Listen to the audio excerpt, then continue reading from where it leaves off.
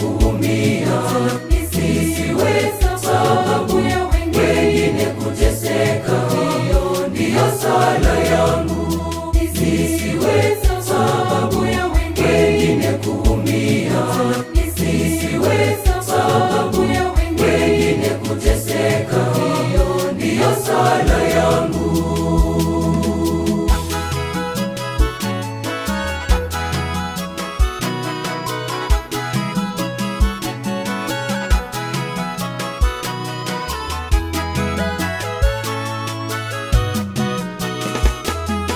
Nifikike kirahisi, watu wasiniogope.